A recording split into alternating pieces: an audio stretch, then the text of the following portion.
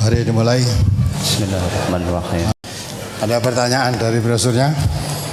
Ada beberapa pertanyaan dari brosur di halaman pertama surat Al-Isra ayat 23-24. A'udzu billahi minasyaitonir rajim.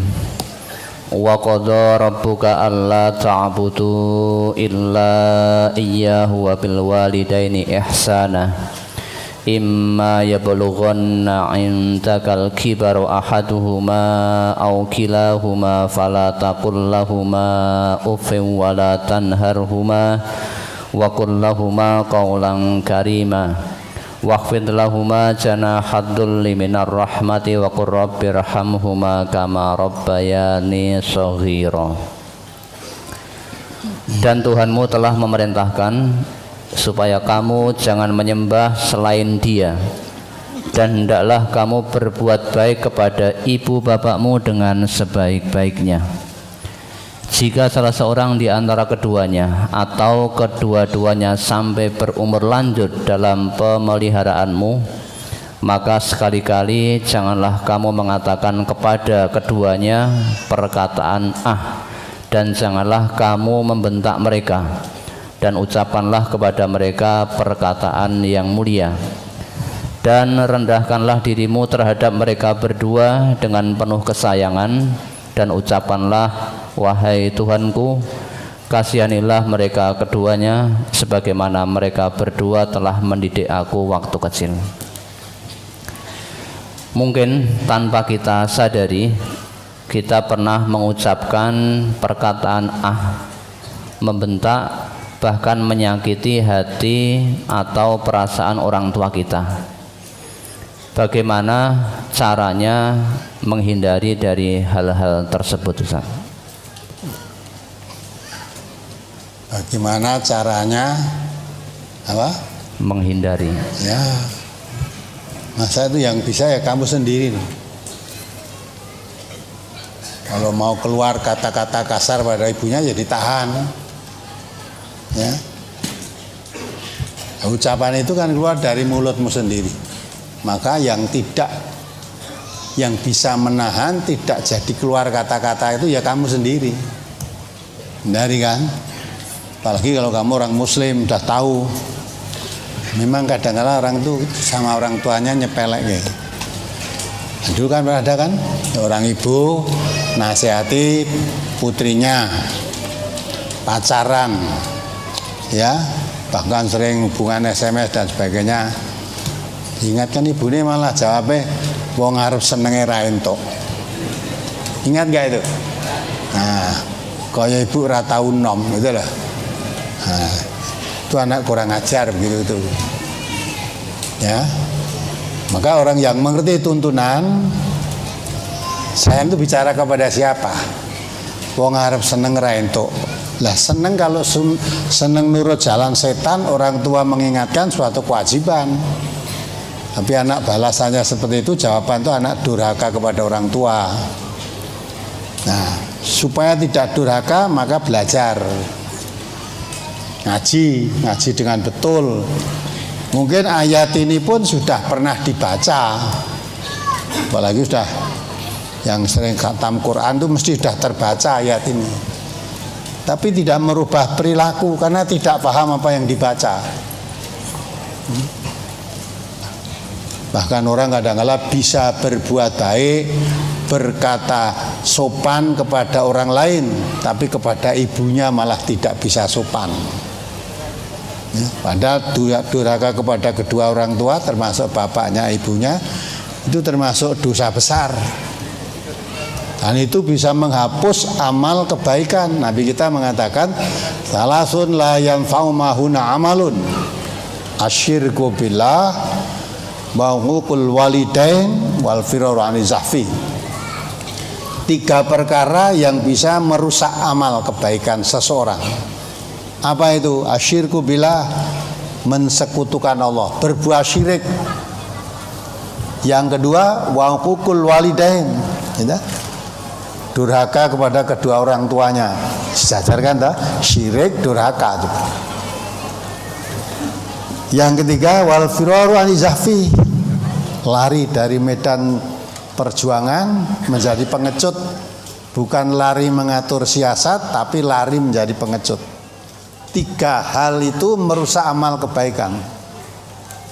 Ya, amal kebaikanmu seberapa banyak rusak karena durhaka kepada orang tua. Ya, maka dalam Al-Quran jelaskan pada orang tua bagaimana. Jangan kamu mengatakan, ya, itu uffin. Itu artinya kata-kata kasar lah. Kata-kata kasar pada orang tuanya. Karena orang tua itu orang yang harus dihormati, dibekteni. Sampai Nabi kita mengatakan, anak itu mau membalas kebaikan kepada orang tua dengan cara apapun tidak bisa.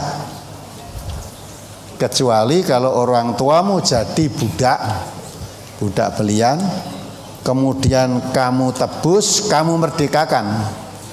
Itu baru membalas kebaikan. Ya. Membalas kebaikan.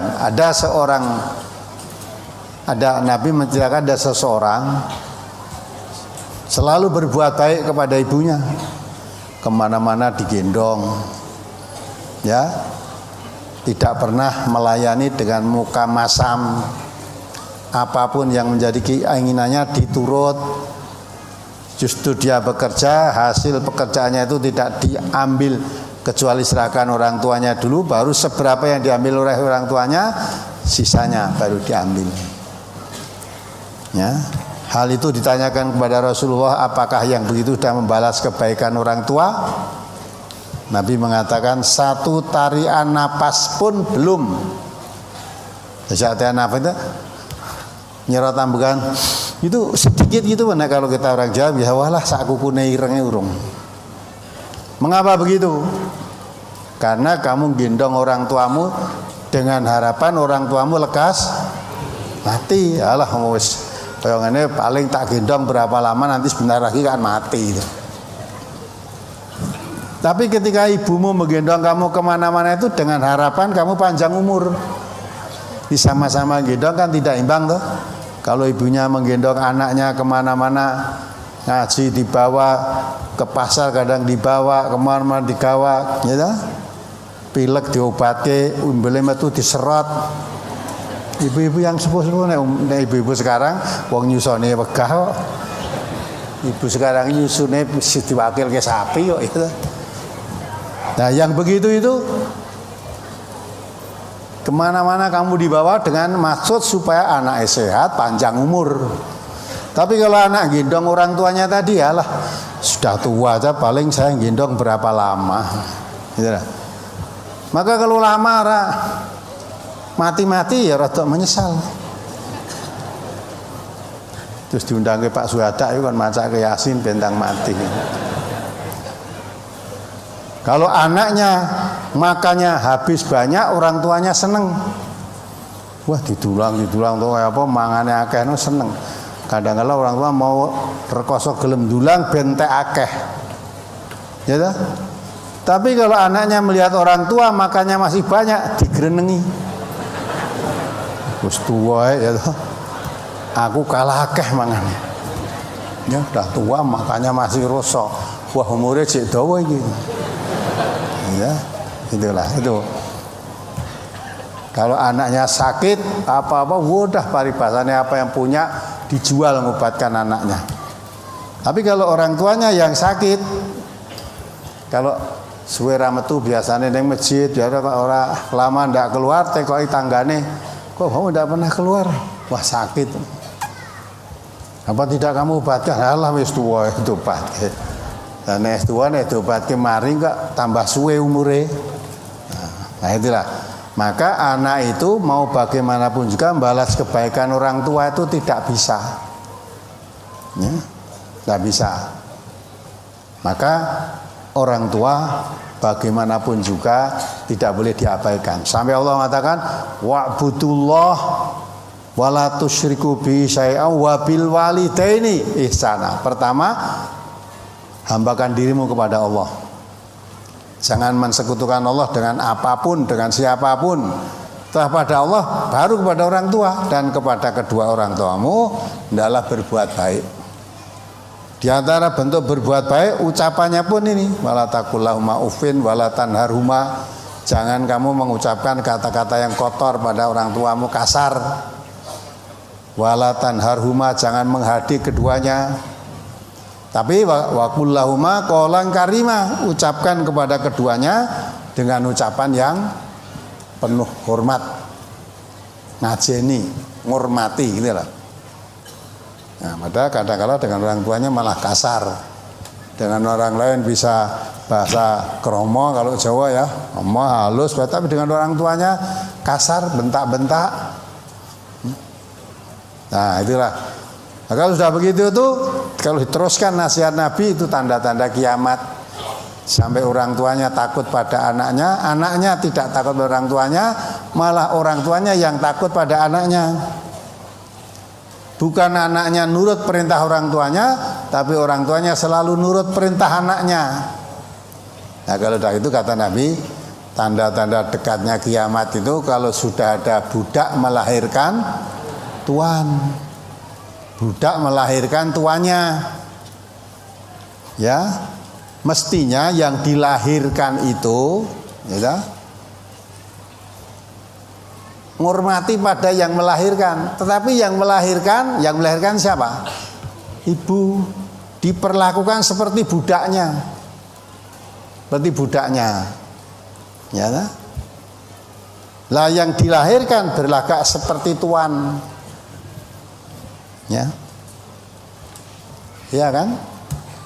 Anak sugih, sibuk, suami itu sibuk, wah kita ngangkat ibu tak gone, ben tak openane ibu ternyata di sana dadek pembantu. Ya anaknya mau pergi, pesan sama ibunya, Bu, ya nanti kalau kira-kira sudah jam kantor pulang, saya pulang. Ini ya, nanti cepake makannya yang ini nanti singkirkan, ganti hana, terus sudah itu mejanya dibersihkan, ya. Kamar tamu itu diresiki, itu terhadap ibunya. Nanti kalau sampai rumah belum siap tuh nesu. Kowe turu ae to mbok nang omah. Anjane kok urung mateng kira. Jadi ya anakmu wah, njuk ngapura ya le. Ibunya itu pada anaknya. Ki ngomong putune anakmu ki ora kena disambi. Wis dikon ngomong anake kon ngrampungi gawe rumah tanggane, ya toh. Nah, itu jadi budaknya kan? Di budaknya. Nah, yang begitu itulah. Pada orang tuanya tidak bisa menghormati. Padahal Quran mengatakan kata kasar saja tidak boleh. Menghardik apalagi. Suruh kata-kata dengan yang sopan. Nah, maka bagaimana supaya menghindari itu? Ya ditahan. Kalau kemarin kalian belum mengerti, maka ngaji ya biar ngerti. Sikap Nabi kita Muhammad SAW itu diutus oleh Allah memperbaiki akhlak. Bagaimana akhlaknya manusia terhadap Allah? Bagaimana akhlaknya manusia terhadap Nabi? Bagaimana akhlaknya manusia terhadap orang tuanya, bagaimana terhadap tetangganya, kerabatnya, itu semua diatur dalam Islam. Ya. Maka akhlakul karimah, ya, akhlak yang mulia itu akan bisa menempatkan diri, ya, saya sebagai anak, bagaimana kepada orang tua, bagaimana kepada tetangga, bagaimana sanak famili, itu diatur semua. Nah, kalau mengabaikan tuntunan agama, ya seperti tadi jadinya. Apalagi Brosur halaman 2 pada surat Al-Ahqaf ayat 15. Wa wassaynal insana biwalidaini ihsana hamalathu ummuhu kurha wa wada'athu kurha wa hamluhu wa fisaluhu salasuna syahra. Kami perintahkan kepada manusia supaya berbuat baik kepada dua orang ibu bapaknya. Ibunya mengandungnya dengan susah payah dan melahirkannya dengan susah payah pula. mengandungnya sampai menyapihnya adalah 30 bulan. Pertanyaan yang pertama, dalam menyapih anak setelah umur 30 bulan, bagaimana dengan ibu yang tidak mau menyusui anaknya dengan alasan nanti bentuk putingnya tidak bagus lagi dan diberi anaknya dengan susu kaleng? Berdosakah orang tua tersebut? Yang kedua, menyapih anak sebelum umur 30 bulan, apa orang tua tersebut berdosa? 30 bulan itu berapa tahun? Setengah tahun. Nyusui anak 30 bulan itu sudah berlebih-lebihan itu. Nyusui anak yang sempurna itu 24 bulan, jadi 2 tahun. Pada ayat tadi diterangkan ya, ibu itu sejak hamil sampai menyapih itu selama 30 bulan. Kalau susuan sempurna 24 bulan. Maka kalau lihat ayat ini, anak bisa lahir dalam kandungan ibu selama berapa? 6 bulan. Jadi anak dikandung 6 bulan itu sudah bisa lahir normal, dalam arti ya sudah wujud lah.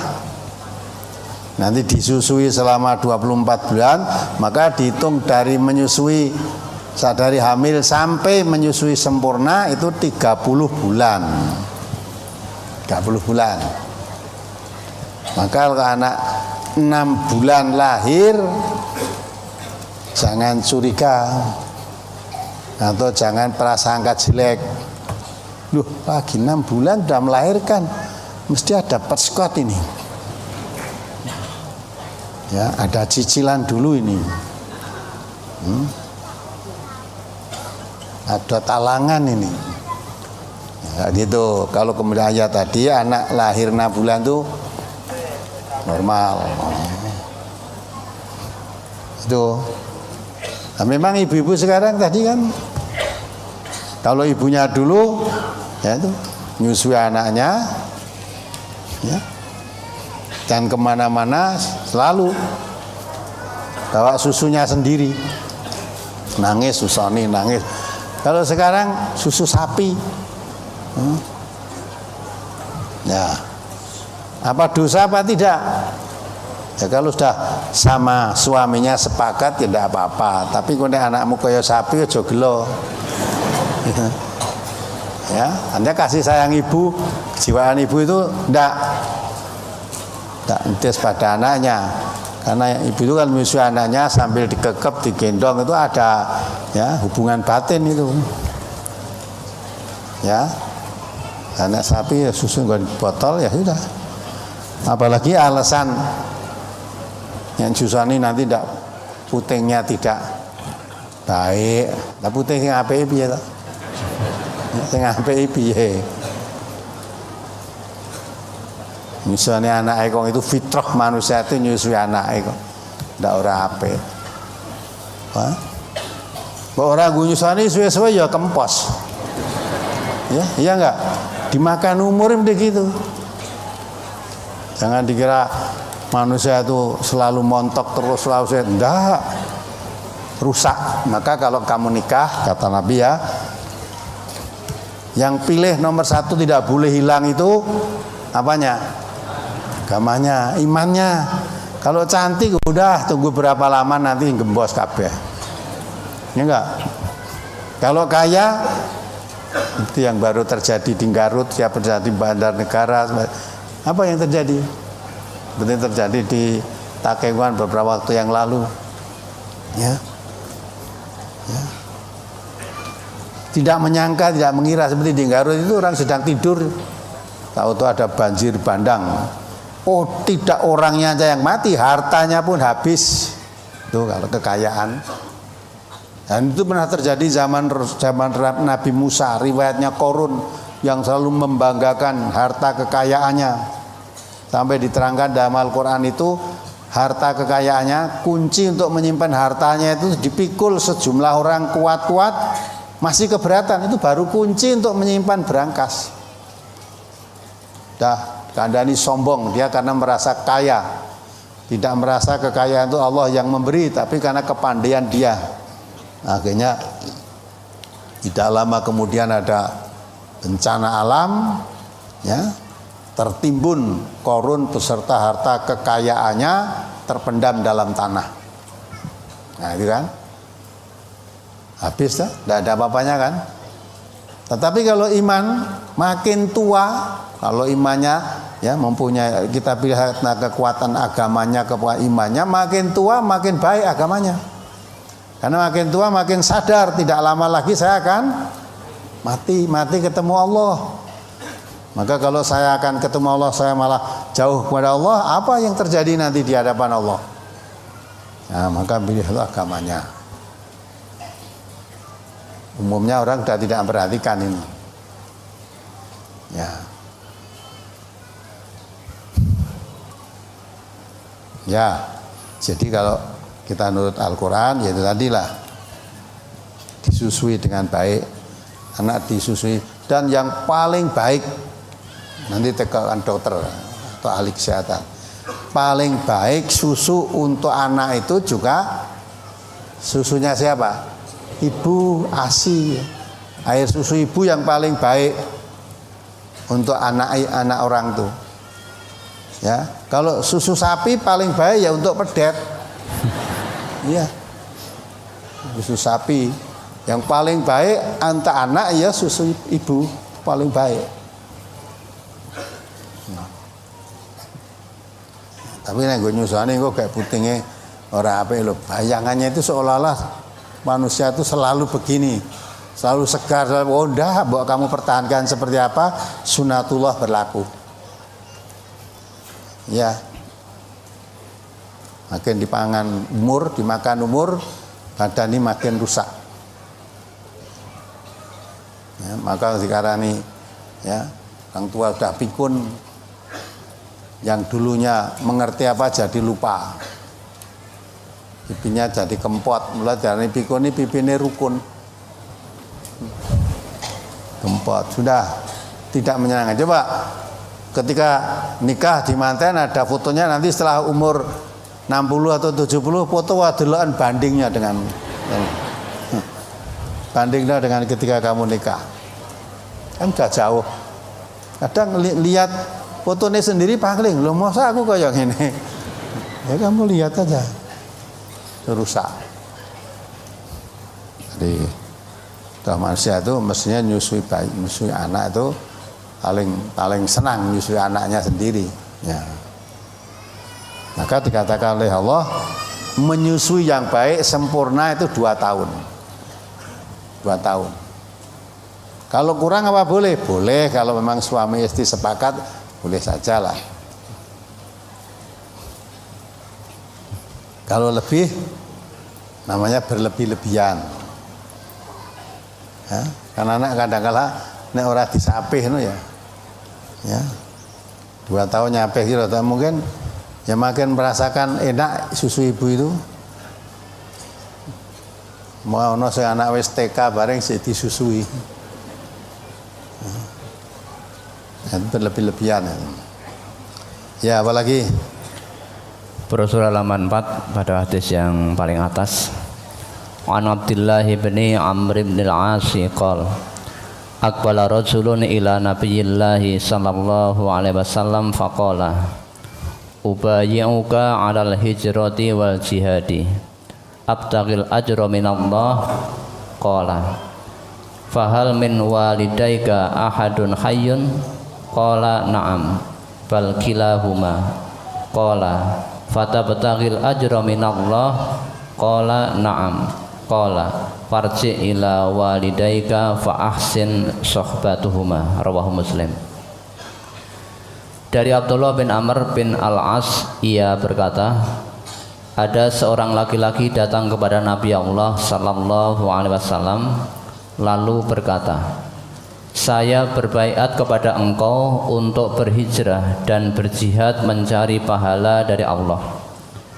Beliau sallallahu alaihi wasallam bertanya, apakah salah seorang di antara kedua orang tuamu masih hidup? Orang itu menjawab, iya, bahkan keduanya masih hidup. Nabi sallallahu alaihi wasallam bertanya, apakah kamu akan mencari pahala dari Allah? Orang itu menjawab, iya.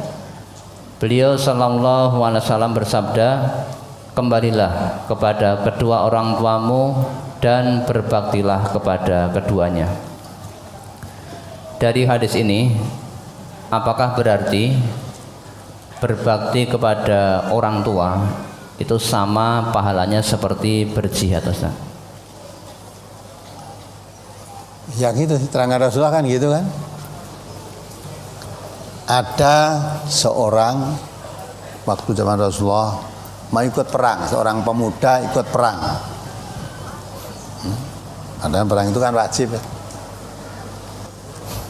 Tapi pemuda ini ditanya oleh Rasulullah karena dia ikut perang itu, ya, apakah kamu masih punya orang tua? Seperti tadi kan, ya Rasulullah punya, orang tua saya sudah tua dan saya yang harus melayaninya. Maka Nabi kita mengatakan, kembalilah kamu, biarlah orang tuamu dengan baik-baik, ya. Jihadmu adalah berbakti kepada kedua orang tua. Sebab kalau jihad dalam perang, kamu tidak ikut perang, yang perang tentara-tentara sudah banyak. Tapi kalau kamu tinggal berangkat perang, orang tuamu nggak ada yang nyantuni kecuali kamu. Nah, maka kamu tinggal santuni orang tuamu, biar baik-baik orang tuamu. Nah, maka dilihat kalau memang orang tuanya tidak ada yang menyantuni, ya, dia yang paling berhak untuk ngurus orang tuanya. Daripada jihad perang, dia berhak ngurus orang tuanya. Tapi kalau memang orang tuanya sudah ada yang mengurus dan sudah ada yang diserai, mengurusi dan sebagainya, tidak akan terlantar, nah jihad juga tidak diizinkan, tidak dilarang, diizinkan oleh Rasulullah. Ya, tapi jangan sampai kamu tinggal jihad pada waktu itu perang, tapi orang tuamu terlantar, ya, malah bisa berdosa kamu, orang tuamu terlantar. Nah, jadi orang tua sekarang ini, ya, kadang-kala kurang kopen walaupun orang anaknya kaya kalau tidak mengerti tuntunan agama. Karena ngopeni orang tua itu wegah kadang-kala kok, ya toh, wegah. Daripada itu udah tak kok ke panti jompo, nanti bila saya tiap bulan bayar berapa, panti jompo. Nah, kebetulan kemarin di panti jompo di mana itu, ya keterjang banjir itu loh, ya, ada di tayangan Gon TV itu. Nah, maka itulah kalau Nabi sampai mengatakan kalau orang tua,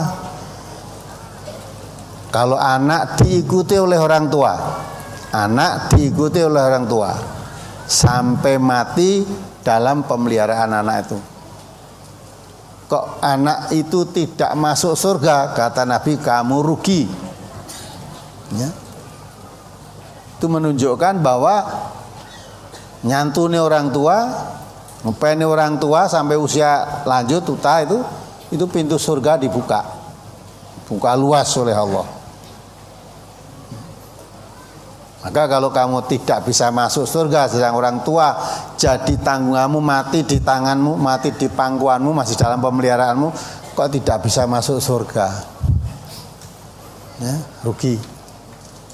Sehingga kalau orang yang mengerti diikuti orang tua itu suatu pahala yang besar, Allah bukakan pintu surga asal dengan ikhlas. Maka doanya saja Allah menuntuni kita, menuntuni. Maghfirli wali walidaya warhamhuma kama rabbayani shaghiran. Mohon kepada Allah supaya diampuni dosanya orang tua, dikasih sayangi orang tuanya seperti ketika orang tua mengasihi sayangi anaknya di waktu kecil. Di waktu kecil. Itu doa yang dituntunkan oleh Allah, ini doa ini. Artinya supaya anak itu terhadap orang tua itu betul-betul sayang, gemati, tidak pernah muka masam, ya, nah itu. Apalagi kalau orang tua sudah pikun. Orang tua sudah pikun kadang-kala perbuatannya pun ya nek digagas nu nganyelke. Tapi ketahuilah orang tua sudah pikun. Nah, anak harus lebih menambah kesabarannya. Nambah kesabarannya. Nah, disitulah tempat sabar dengan orang tua tadi, itu pahala yang diberikan oleh Allah. Maka kalau sampai orang tuanya mati, anak itu masuk surga. Ya, tapi diopeni betul, orang kok karena orang tua malah arep-arep tentang mati tadi lah, nggak ada pintu surga untuk itu. Loro ora diobatke, raduyan mangan ya wis itu. Nah, padahal ketika kamu kecil, kamu raduyan mangan wong tuamu bingung. Ya. Bingung raduyan mangan kok ya apa to karek nang dokter ya sudah ben gelemangan. Lah kok anake ngopeni wong tuane ora gelemangan beneran. Ora mangan seminggu ngono wis bar. Nah gitu. Jadi Islam itu kalau dipraktekkan betul-betul itu udah tidak ada bandingannya, indah sekali. Al-Islamu ya'lu wa la yu'la alaih. Ya, tapi kebanyakan ya Islam ya pengakuannya saja, ngerti pun tidak bagaimana untuk mengamalkan. Agama apa? Islam. Islam itu bagaimana? Surah ngerti sudah. Wong Islam itu sumbernya dari Quran dan Sunnah. Tidak mau mengaji, apalagi malah kalau dengan orang ngaji geting, kapan kamu mengerti agama? Maka Nabi pernah mengatakan, sayati alan nas zamanun la islama ilasmuhu. Akan datang suatu masa bagi manusia ini, Islam itu tinggal namanya. Identitasnya Islam, ngakunya Islam, tapi perbuatannya jauh dari Islam. Ya, Islam tinggal namanya. Wal Quran inda rasmuhu, Islam itu tinggal Quran itu tinggal tulisan-tulisannya aja, waras-waranya, tapi nggak ngerti isinya. Malah di mana-mana tulisan Quran, tadi jimat ya, mana-mana. Tulis nang kono, tulis nang walah. Udah. Kamar-kamar tamu tulisi ayat kursi, kamar tidur surat Yasin. Terus di mana jadi ya, rumahnya itu dihiasi huruf-huruf Quran semua. Tapi nggak paham. Quran tinggal tulisannya aja kan. Tapi tidak paham apa isinya. Nah, jadi jimat-jimat yang diserahkan ke sini kan, jimat-jimat dengan tulisan Quran. Itu akan datang satu zaman. Nah, seperti sekarang ini tampaknya sudah mulai banyak orang yang mengaku dirinya Islam tapi tidak paham tentang Islam. Diajak memahami Islam ya tidak mau. Malah kalau ada orang memahami Islam dengan serius ya dimusuhi. Apa yang terjadi begini? Nah, itu tanda-tanda kiamat. Kalau ilmu agama orang didangkalkan tentang agama, diangkatnya pengetahuan agama, dikuatkan masa usaha-usaha pembodohan terhadap agama malah dikuatkan. Itu sudah gejala-gejala kiamat.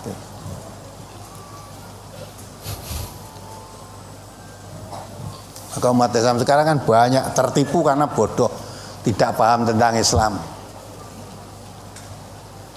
Maka dengan orang menggandakan uang ya percaya. Ya enggak? Menggandakan uang. Tertipu itu. Tipu.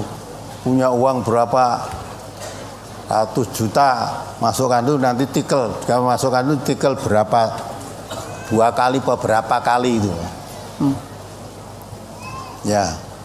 Dan dicekel sekarang ditunggu di kantor kepolisian atau biar menggandakan uangnya. Oh, ora iso. Nah, katanya jin ifritnya sedang pergi. Tunggu di berapa lama kok ndak jin ifritnya berbaran ditekoni lagi.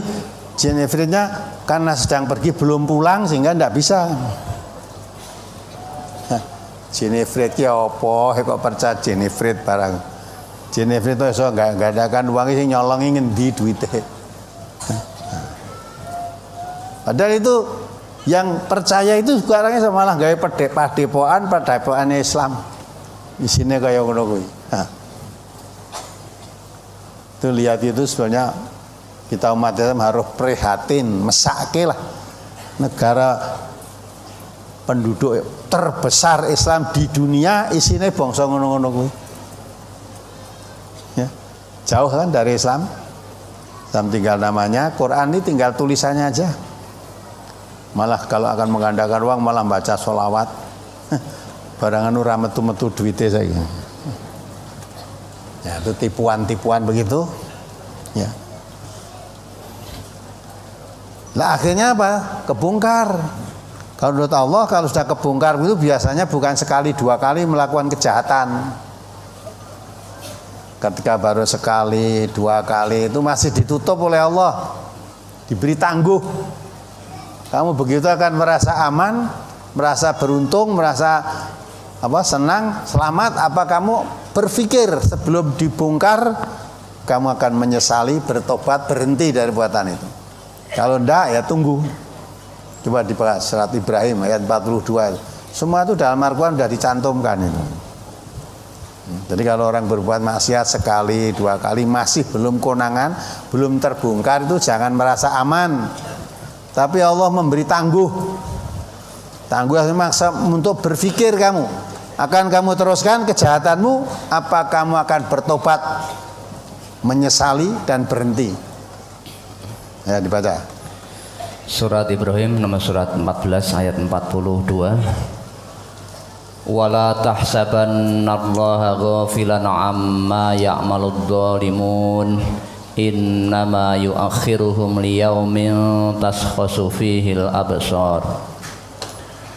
Dan janganlah sekali-kali kamu Muhammad mengira bahwa Allah lalai dari apa yang diperbuat oleh orang-orang yang zalim. Nah, gitu. Kalau ada orang zalim berbuat sesuatu, jangan dikira Allah lalai. Kalau orang berbuat zalim kok tidak ada apa-apa, jangan dikira Allah lalai. Tapi terus sesungguhnya Allah memberi tangguh kepada mereka sampai hari yang pada waktu itu mata mereka terbelalak. Ya kan? Allah itu memberi tangguh. Tidak sekaligus langsung diazab, tidak, diberi tangguh. Masa berpikir. Kamu akan terus berbuat begitu, berbuat zalim, apa kamu akan bertobat sebelum diketahui kezalimanmu oleh manusia banyak? Kalau tidak kamu sadar, masa tangguh tidak kamu gunakan, nah nanti akan terkejut kamu. Tidak mengira bahwa yang kamu lakukan itu akan kebongkar, tahu-tahu terbongkar. Akhirnya matanya terbelalak. Dikira aman, dikira tidak ada yang tahu, ternyata sana tahu, apalagi sekarang malah ditayangkan di TV wong sak Indonesia ngerti kabeh. Mungkin sak dunia malah ya. Bisa dikira nggak ada tahu, nggak ada yang ngerti, aman lah. Ternyata sekarang udah semuanya tahu, kaget kan? Nah, maka kalau kita berbuat suatu kasih sayangnya Allah tuh biasanya masih ditutup, dilindungi. Tapi kalau nekat ya sudah, rasa no akibatnya. Ini maka pentingnya kita kalau melihat jalan kita yang sering ditayangkan di TV tentang agama kok sepertinya tidak masuk akal, orang-orang Islam kok melakukan begitu, itu makin prihatin. Ya, kita harus bersyukur, pandai bersyukur. Alhamdulillah kita belum dipanggil oleh Allah, belum mati. Kesempatan kita untuk belajar mendalami Al-Quran, mendalami sumbernya Islam, sehingga kita tahu hal-hal yang menyimpang dari Islam, kita tahu, kita perbaiki diri kita. Yang kemarin percaya yang begitu-begitu, habiskan semua. Nah, perbuatan syirik itu akan membawa manusia masuk neraka, semua dosanya tidak diampuni, kebaikannya rusak semuanya karena syirik. Ya, apalagi? Rasul halaman 4 masuk ke 5. An Nabi Umamata anna rajulan qala ya Rasulullah ma haqqul walidaini ala waladihima qala huma jannatuka wa naruka. Rawahu Ibnu Majah. Dari Abu Umamah bahwasanya ada seorang laki-laki bertanya kepada Rasulullah sallallahu alaihi wasallam, "Ya Rasulullah, apakah hak kedua orang tua atas anaknya?" Beliau bersabda, "Pada keduanya terletak surgamu dan nerakamu." Hadis riwayat Ibnu Majah juz 2 halaman 1208, dhaif karena di dalam sanadnya ada perawi bernama Ali bin Yazid. Hadis ini mohon dijelaskan, Ustaz. Jadi ya, saya ulang tanya kepada Rasulullah, "Ya Rasulullah, apakah hak kedua orang tua atas anaknya?" Orang tua itu mempunyai hak apa terhadap anaknya? Dengan kata lain, kalau haknya orang tua terhadap anaknya, berarti kewajiban apa anak terhadap orang tua? Kewajiban anak terhadap orang tua itu kewajibannya menjadi haknya orang tua. Kewajiban orang tua menjadi haknya anak. Dan ini yang ditanyakan, hak apa? Ya, hak apa yang diberikan? Apakah hak kedua orang tua atas anaknya? Jadi orang tua itu mempunyai hak dari anaknya, itu apa yang menjadi haknya orang tua itu? Nah, gitu kan? Kemudian Rasulullah menjawab, "Pada keduanya terletak surgamu dan nerakamu." Maksudnya pada keduanya itu pada orang tuamu, bapak ibumu, disitulah surgamu, disitulah nerakamu. Ya, di situ surgamu, di situ nerakamu. Memang ada hadis lain yang menjelaskan al jannatu tahtal aqdamil mahat. Surga itu di bawah telapak kaki ibu. Di surganya di bawah ibu kan, orang tua itu. Ya. Juga dikatakan itu surga. Kalau nerakanya bagaimana? Ya itu tadi. Termasuk salasun la yang faumahuna amalun asyirku billah wa hukul walidain. Durhaka kepada kedua orang tua itu menjadikan penyebab kamu masuk neraka. Karena amal kebaikanmu gugur. Kalau durhaka kepada orang tua, kebaikan-kebaikanmu gugur. Maka disitulah, kalau kamu durhaka kepada kedua orang tuamu, kamu akan masuk neraka. Kalau kamu berbakti kepada kedua orang tuamu, masuk surga. Ridallah fi ridal walidain, dengan ridhonya Allah itu ada kaitannya dengan ridhonya kedua orang tua. Kalau orang tuamu ridho dengan perbuatan anakmu tadi, orang tua ridho dengan perbuatan anaknya, Allah ridho. Kalau orang tua tidak ridho dengan perbuatan anaknya, Allah juga tidak ridho. Nah, tentu hal ini dengan perbuatan-perbuatan yang baik. Kalau orang tua ridho perbuatan anaknya yang jelek, nah Allah ya tidak ridho. Sekarang orang tua kan banyak aneh-aneh, anak yang ngaji malah ora ridho. Surasa ngaji nih kono, aliran sesat. Ya, kamu nanti tidak dicidui. Ngaji. Tapi kalau anaknya judi malah tekono menang pirole. Nah, judi teko menang pirole. Arep mangkat pamit, nah, orang tuanya ya tak dongake muga kowe engko menang gitu. Nah, dadi ridho kan. Kalau ridho perbuatan jahat begitu, Allah ya tidak ridho. Maka ridallah fi ridal walidaini wa sustillah fi sustil walidain, itu maksudnya perbuatan-perbuatan yang baik. Kalau perbuatan jahat, walaupun orang tuanya ridho, Allah tetap murka kepada kejahatan itu. Maka sampai Allah perintahkan juga, walaupun itu orang tuamu, jangan ditaati kalau dia memilih jalan kekafiran daripada keimanan. Baru baca surat Taubat 23 itu. Ini semua dalam Al-Quran itu sudah rinci, sudah ada semua. Orang gelem ngaji, soalnya ada Quran itu masih wungkul. Wungkul. Hari bahasane panganan durung enek bumbune. Maka nek arep mangan kan kayak bumbu. Lah Quran dibumbuani malah rusak. Quran itu sudah apa adanya, itu dicerna, diamalkan, dipahami, diamalkan. Udah itu. Jangan ditambah, jangan dikurangi. Surat At-Taubah nomor surat 9 ayat 23. Ya ayyuhalladzina amanu la tattakhidhu aba'akum wa ikhwanakum awliya'a in istahabbul kufra 'alal iman wa may yatawallahum minkum faulaika humud dhalimun. Hai orang-orang yang beriman, janganlah kamu jadikan bapak-bapak dan saudara-saudaramu pemimpin-pemimpinmu jika mereka lebih mengutamakan kekafiran atas keimanan. Dan siapa di antara kamu yang menjadikan mereka pemimpin-pemimpinmu, maka mereka itulah orang-orang yang zalim. Ya kan? Ya ayyuhalladzina amanu la tattakhidhu aba'akum wa ikhwanakum auliya. Orang yang beriman, jangan kamu menjadikan bapak-bapakmu, bapak lo ini. Jangan kamu menjadikan bapak-bapakmu, saudara-saudaramu sebagai pemimpin yang kamu taati. Ya. Kalau dia memilih jalan kekafiran daripada jalan keimanan, sekalipun bapakmu jangan ditaati. Kalau dia memilih jalan kekafiran, ya, jalan menurut tuntunan Allah Rasul ditolak, malah menempuh jalan setan, namanya jalan kekafiran kan. Jangan ditaati. Kita mengkaji, mempelajari Islam dari sumbernya Quran dan Sunnah itu wajib.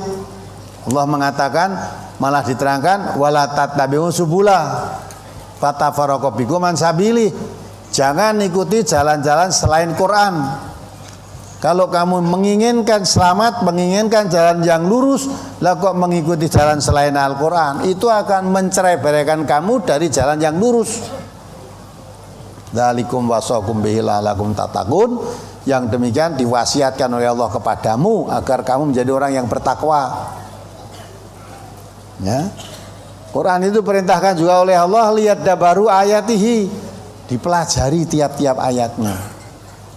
Itu mempelajari ayat-ayat Al-Quran, menjadikan Quran sebagai pegangan hidup, itu perintah Rasulullah dan perintah Allah. Ya. Nah kalau orang tuamu malah melarang, nah jangan ditaati. Jangan ditaati, karena itu menyimpang dari tuntunan Allah dan tuntunan Rasulullah. Ya. Malah untuk Anda pamit ngaji malah nesu rasa ngaji. Ya. Nah. Kalau begitu jangan ditaati, walaupun itu bapakmu, apalagi tetanggamu. Wong bapaknya aja nggak boleh taati kok, apalagi tetangga. Dan sekarang walaupun kita punya tetangga Islam, kadang-kadang kalau kita ngaji Quran itu malah nggak boleh. Jangan ada pengajian di sini, gitu kan? Itu kan luar biasa. Tuh. Harusnya kalau orang Islam di situ ada pengajian, harusnya senang, kok malah jangan ada. Tidak boleh ada di sini. Ya kalau perjudian boleh, buka kalangan judi itu malah boleh. Pas sepasaran bayi, gue golek, kok sepasaran bayi. Kadang-kadang nunggoni uang mati aja judi kok. Uang matinya sekarang, nanti sore lah. Malam belum dikubur, nguburnya besok. Lah malam tuh jogolek itu ngancani sing mati katanya. Ben betah melek judi. Ben betah melek, ya ta? Lah nek kowe mau ngurip arep judi deh, wis melu mati, kowe wis genah. Wis genah to? Nek mati wis genah. Lah wong urip mau nggo judi, sedang judi itu dikatakan oleh Allah itu rijsun min amali syaitan. Wong urip dadekke wong api-api makhluk, lah kok melu setan. Melu setan. Nah, maka kalau orang tua ridho kepada yang sedemikian itu jangan ditaati. Itu Quran. Karena orang Islam itu tidak ada takut dengan siapapun kecuali takutnya kepada Allah. Walaupun misalnya saya tidak taat pada perintah orang tua marah. Tapi saya lebih suka dimarahi orang tua daripada saya dimarahi Allah. Ya. Kalau kita dimarahi Allah, kita nanti akan kembalinya itu kepada Allah. Ya, kalau kita nanti kembali kepada Allah dalam keadaan murka Allah, apa yang terjadi? Kalau dimarahi orang tua aja, orang tua nanti tidak bisa nolong apapun di hadapan Allah nanti. Justru orang tua nanti bertanggung jawab amalnya sendiri, anak bertanggung jawab amalnya sendiri. Anak dan orang tua di hadapan Allah tidak bisa saling tolong menolong. Tidak bisa saling tolong menolong. Sedangkan amal perbuatan inilah yang akan menolong diri saya. Diri saya nanti di hadapan Allah mendapat pertolongan apa tidak, tinggal amal kita. Faman zuhzihanin nar wa udkhilal jannata faqad faz. Kalau amalmu itu bisa membawa kamu ke surga, menjauhkan kamu dari api neraka, itu orang yang beruntung, dapat pertolongan dari Allah itu. Lah amal yang membawa banyak, yang membawa ke surga tentu banyak amal kebaikan. Nah, orang amal yang menjauhkan dari neraka juga karena banyak kebaikan tadi. Kalau amalmu banyak kejahatannya, jangan harapkan. Walaupun bapakmu nabi, nggak bisa nolong kamu. Apa mana bapakmu mau ustad? Bapakmu nabi aja nggak bisa menolong. Nabi Ibrahim itu kurang apa? Ya, Nabi Ibrahim tidak bisa menolong anaknya, kakaknya, tidak bisa menolong bapaknya. Bapaknya Ibrahim masuk neraka, Ibrahim masuk surga, tidak bisa menolong. Nabi Nuh juga tidak bisa menolong anaknya, tidak bisa menolong istrinya. Istrinya dan anaknya ditelan banjir itu, banjir bandang zaman Nabi Nuh. Ya, karena ketika diajak naik perahu yang dibuat Nabi Nuh tidak mau, ya sudah tenggelam dalam banjir. Banjir azab itu bukan sekedar banjir, azab. Ya. Apalagi cuma tetangga. Bapak nggak bisa nolong anak, anak nggak bisa nolong bapak, apalagi tetangga. Maka kita mau mengamalkan tuntunan Allah, ya, jangan takut dengan tetangga. Kalau kita mau ngaji, tetangga boleh apa tidak boleh, setuju apa tidak setuju, jalan terus. Yang penting kita sudah mengikuti aturan pemerintahan Indonesia yang berlaku, pemerintahan yang sah. Kita tempuh. Perkara manusia setuju boleh, tidak setuju boleh. Nah itulah. Apalagi Rasul halaman 4 hadis yang di tengah. An Nabi Hurairah taqal qala rajulun ya Rasulullah man ahaqqu bi husni suhbati qala ummuka summa ummuka summa ummuka summa abuka summa adanaka rawahu Muslim. Dari Abu Hurairah ia berkata, ada seorang laki-laki bertanya kepada Rasulullah sallallahu alaihi wasallam, "Ya Rasulullah, siapakah orang yang paling berhak untuk saya santuni?" Beliau sallallahu alaihi wasallam bersabda, "Ibumu, kemudian ibumu, kemudian ibumu, kemudian bapakmu. Kemudian orang yang paling dekat denganmu, kemudian orang yang paling dekat denganmu." Pertanyaan, apakah laki-laki tersebut berdasarkan hadis ini bapaknya berpoligami atau ibunya banyak? Ini mohon penjelasan. Kok pikiranmu ngelantur adoh men ya? Hubungannya apa? Ini tidak bicara poligami. Tidak bicara poligami. Poligami itu di dalam Islam boleh nggak? Boleh. Tapi bukan merupakan anjuran, bukan perintah. Hanya satu kebolehan dengan syarat. Syaratnya bisa berlaku adil, fa illam ta'dilu fa wahidatan. Kalau tidak bisa adil, satu aja. Kalau kamu istrinya lebih dari satu tidak bisa adil, kamu dolim. Sedang dolim, innallaha la yuhibbudz dzalimin. Allah tidak suka kepada orang yang berbuat dolim. Tidak suka. Walaupun itu boleh, tapi syaratnya adil. Ya, kalau umumnya ya, orang mau poligami itu tidak mikir bisa adil apa tidak, enggak. Umumnya saya senang dengan itu. Terus yang dipakai pegangan Allah kan membolehkan. Titik. Allah membolehkan. Tidak dilihat dengan catatan harus berlaku diri. Maka umumnya yang poligami itu pada umumnya tidak baik pada umumnya. Ya ada yang baik, serasi, harmonis ya ada, tapi pada umumnya tidak baik. Nah, itulah. Jadi itu hadis Nabi tidak ada hubungannya dengan poligami. Ya, bukan ibunya banyak. Nah, tadi tanya dah siapa orang yang paling berhak saya bekteni? Ibumu. Apalagi ibumu. Siapa lagi? Ibumu. Lah kalau ibunya 4 berarti yang satu tidak dibekteni. Kalau cara pemahamu seperti itu, ibumu satu, ibu yang pertama, ibumu, ibu yang kedua, ibu yang ketiga, lah ibu yang keempat. Maka maksudnya Nabi itu kalau melihat yang bertanya itu siapa, dilihat jiwanya. Mungkin orang ini kurang baik terhadap ibunya. Maka ketika bertanya sampai diulang 3 kali biar dia sadar. Ya. Orang yang paling baik kamu, paling berhak kamu bekteni ibumu. Terus saya itu siapa lagi? Ibumu. Sampai ditekankan 3 kali, ibumu. Ya. Jadi orang ini rupanya kurang baik terhadap ibunya. Baru bapakmu. Itu bukan berarti kok bektinya kepada ibu 3 kali lipat daripada bapak. Ya tidak begitu. Dalam Quran malah menerangkan wabil walidaini ihsana, kedua orang tuamu. Jadi berbuat baik kepada ibu, kepada ayah itu imbang, sama.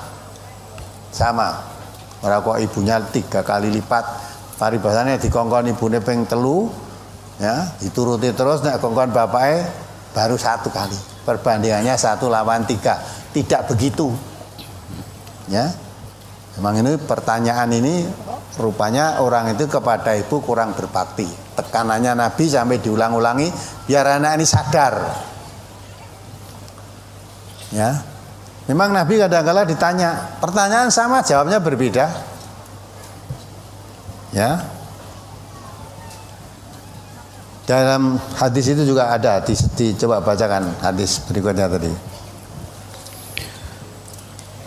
An Nabi Hurairah radhiyallahu anhu qala Ja'a rajulun ila Rasulillah sallallahu alaihi wasallam faqala ya Rasulullah man ahaqqu bi husni sahabati qala ummuka qala summa man qala ummuka qala summa man qala ummuka qala summa man qala summa abuka. Rawahul Bukhari. Dari Abu Hurairah kan yang tadi yang ditanyakan tadi. Ya, satunya lagi yang itulah. Yang orang yang paling berat kamu. Tadi itu yang ditutup oleh Nabi, ya. Qul amantu billah tsumastaqim. Tanya sama pada. Ya, coba dibaca ayo dalam keterangannya itu. Ini yang keterangan, Zat. Ya. Keterangan, walaupun di dalam hadis tersebut disebutkan ibumu sampai 3 kali, kemudian baru bapakmu hanya 1 kali, ini tidak berarti ibu itu harus lebih diistimewakan daripada bapak. Bisa juga Nabi Shallallahu Alaihi Wasallam menjawab demikian itu karena melihat kepada kejiwaan orang yang bertanya tadi, karena ia kurang memperhatikan kepada ibunya. Maka oleh Nabi Shallallahu Alaihi Wasallam ia dinasihati agar berbakti kepada ibunya hingga 3 kali, baru kemudian kepada bapaknya. Sebagaimana Nabi Shallallahu Alaihi Wasallam juga pernah ditanya oleh seseorang, amal apakah yang paling baik dalam Islam ya Rasulullah? Jawab beliau, jangan marah. Di lain waktu Rasulullah Shallallahu Alaihi Wasallam juga ditanya dengan pertanyaan yang sama oleh orang lain. Amal apa yang paling baik dalam Islam ya Rasulullah? Jawab beliau, katakanlah saya beriman kepada Allah kemudian istiqomahlah. Ya, ya. Qul amantu billah summastaqim. Katakanlah saya beriman kepada Allah. Kemudian beristiqomahlah di dalam imanmu kepada Allah itu. Ya, pertanyaannya sama. Yang pertama dijawab, amal apa ya Rasulullah yang paling baik saya lakukan? Jawabnya la taghdab, jangan marah. Ya, suatu saat ditanya sahabat lagi, orang lain yang tanya, pertanyaannya sama. Amal apa yang paling baik yang saya lakukan? Jawabnya itu tadi, qul amantu billah summastaqim. Nah, pertanyaannya sama, jawabannya beda. Mungkin yang pertanyaan pertama tadi orangnya suka marah. Orangnya suka marah, maka pada Nabi jangan marah. La taghdab.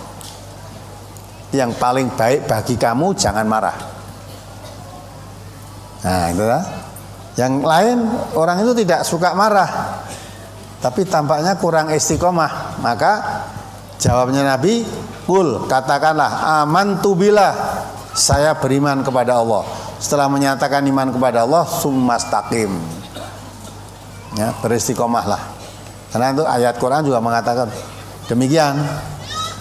Innalladzina qalu rabbunallah summastaqamu. Ya, tatanazzalu alaihimul malaikatu alla taqafu wala tahzanu wabsyiru bil jannatil lati kuntum tu'adun.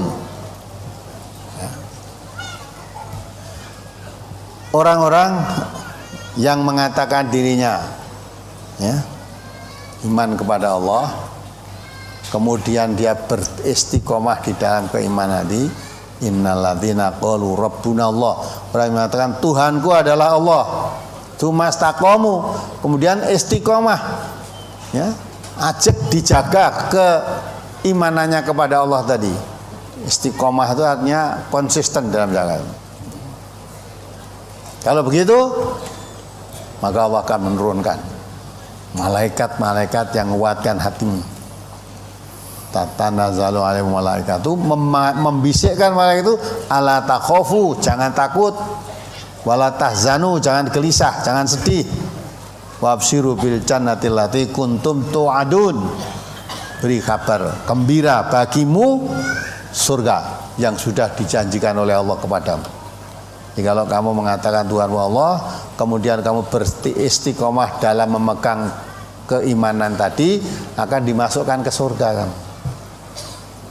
Maka jawaban 3 kali ibumu bukan berarti itu lipat 3 kali terhadap ayahnya dalam berbakti. Tidak, karena orang ini tampaknya kurang baik terhadap ibunya, maka ditekankan supaya berbuat baik kepada ibunya. Apalagi masih di brosur halaman 5, hadis yang di tengah,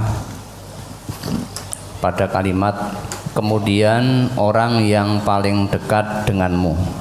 Nah, ini siapakah yang dimaksud dengan orang yang paling dekat denganmu itu, Ustaz? Ya, siapa yang orang berdekat padamu? Ini tadi ya, pada ibumu, pada ayahmu, dan ada orang yang paling dekat kamu. Ya, orang yang menjadi tanggunganmu, orang yang menjadi tanggunganmu, ya mungkin anaknya atau siapa saja yang dekat dengan kamu menjadi tanggunganmu, itu harus kamu berikan haknya.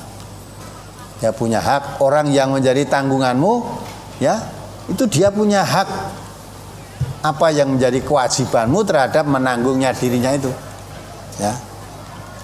Maka anaknya kata,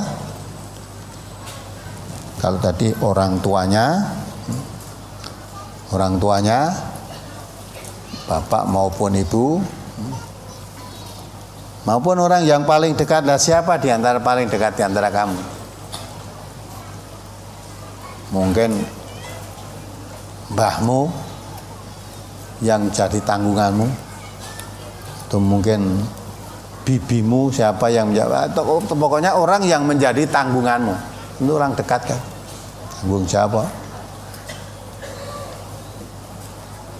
Ya, apalagi Brosur halaman 7 pada bab wajib berbakti kepada orang tua meskipun keduanya belum Islam. An Asma binti Abi Bakrin qalat qadimat alayya ummi wa hiya musyrikatun fi ahdi Quraisyin iz ahadahum fastaftaitu Rasulullah sallallahu alaihi wasallam faqultu ya Rasulullah qadimat alayya ummi wa hiya raghibatun afa asilu ummi qala na'am sili ummaki rawahu Muslim. Dari Asma binti Abu Bakar, ia berkata, ibuku datang kepadaku sedang dia itu masih musyrik. Hal itu terjadi pada masa Nabi Sallallahu Alaihi Wasallam mengadakan perjanjian dengan kaum Quraisy untuk tidak saling menyerang. Lalu saya meminta pertimbangan atau fatwa kepada Rasulullah Sallallahu Alaihi Wasallam. Aku berkata, sesungguhnya ibuku datang kepadaku dengan mengharapkan kebaktianku kepadanya. Maka apakah aku boleh berbuat baik kepadanya? Beliau sallallahu alaihi wasallam bersabda, iya, tetaplah kamu menyambung hubungan baik kepadanya. Dari hadis ini dijelaskan bahwa ibunya Asma binti Abu Bakar As-Siddiq itu kafir. Berarti istrinya Abu Bakar As-Siddiq itu juga kafir. Ini mohon penjelasan. Itu yang ngawur itu. Apa nek ibunya kafir mesti anaknya ya kafir? Kok mestinya istrinya Abu Bakar As-Siddiq mesti ya kafir? Kalau kafir tidak boleh dinikahi Abu Bakar As-Siddiq. Ya, tidak boleh dinikahi, haram hukumnya.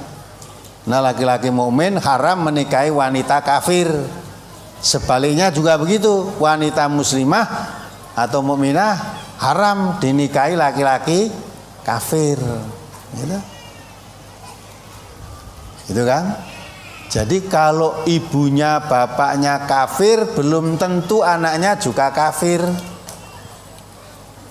Sebaliknya, kalau bapaknya atau ibunya mukmin atau muslim belum tentu anaknya juga mukmin atau muslim. Ada enggak yang bapaknya muslim anaknya kafir? Ya. Di antara saudara-saudara itu mungkin ada yang bapaknya masih kafir, ada enggak? Iya.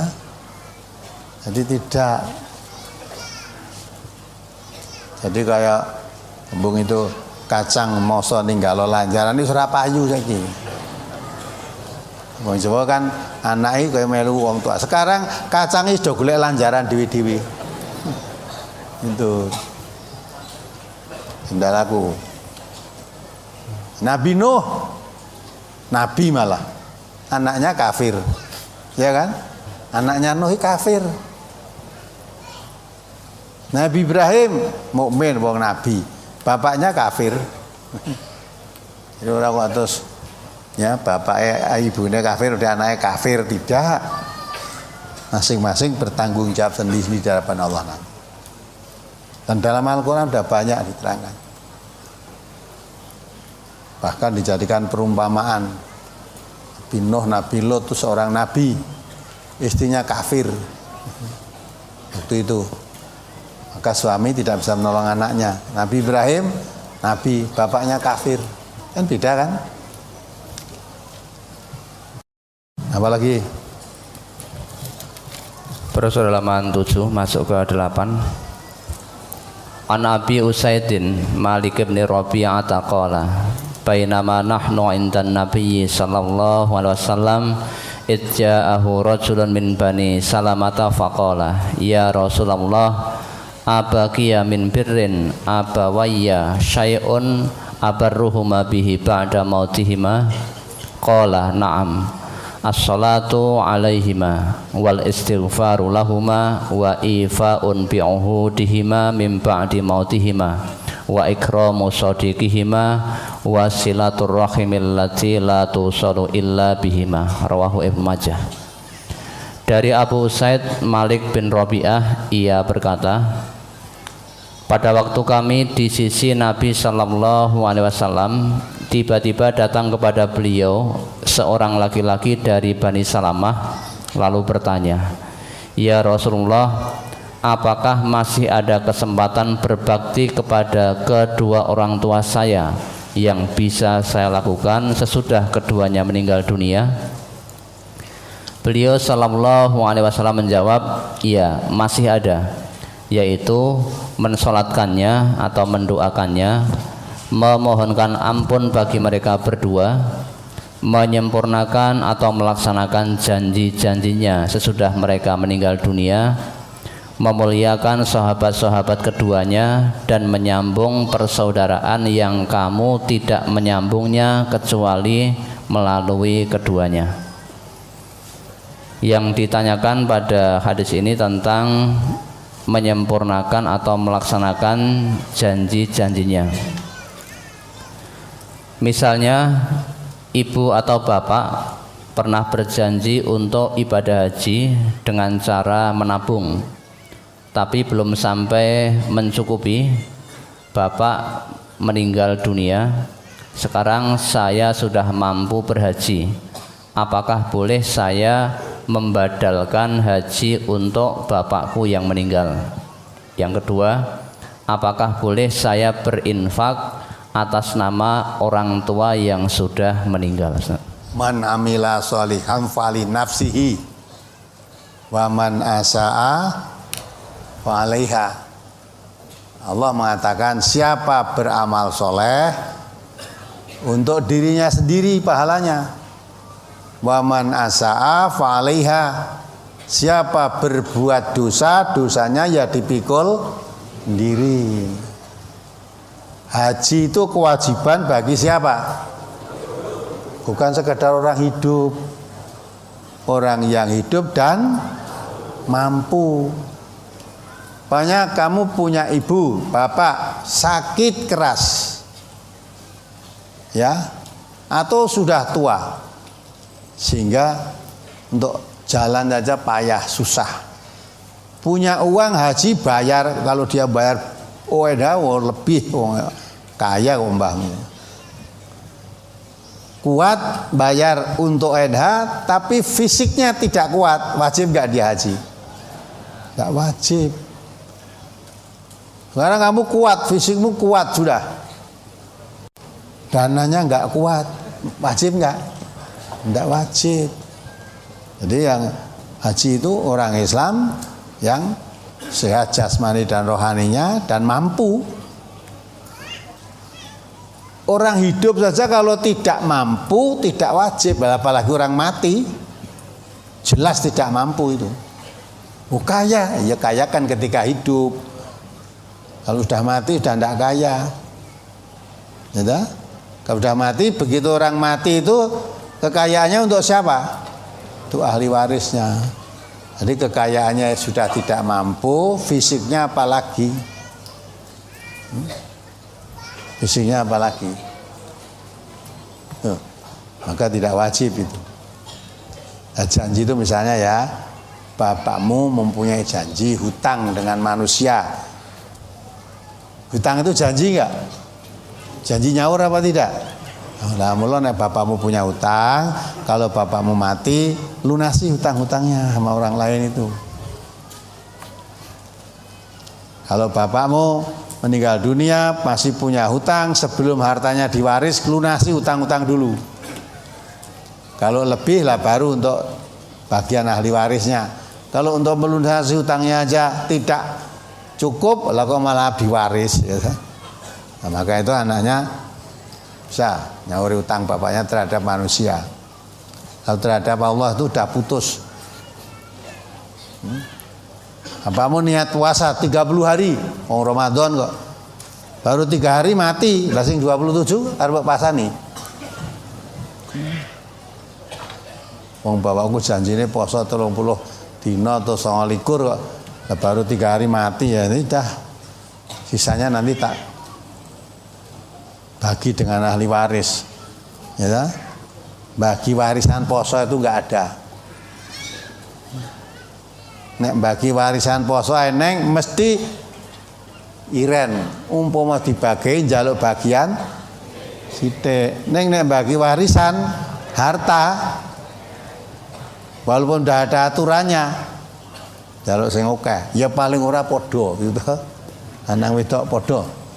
Wong padha-padha anake. Nah, gitu kan. Jadi kita kembali menurut Allah tadi, orang berbuat baik ya untuk dirinya sendiri, Orang berbuat jelek untuk dirinya sendiri. Kalau orang sudah mati sudah tidak bisa menambah kebaikan, tidak bisa menambah kejelekan. Ya apa yang dibawa ketika mati itu sudah cukup. Ya, baikannya ya yang dilakukan ketika hidupnya, keburukannya yang ketika dilakukan ketika hidupnya. Sudah mati nggak bisa tambah pahala. Nggak bisa tambah pahala. Walaupun ada saudara-saudara kita yang menganggap bisa tambah pahala karena dikirimi pahala dari anaknya, cucunya dan sebagainya, silahkan saja kepercayaan.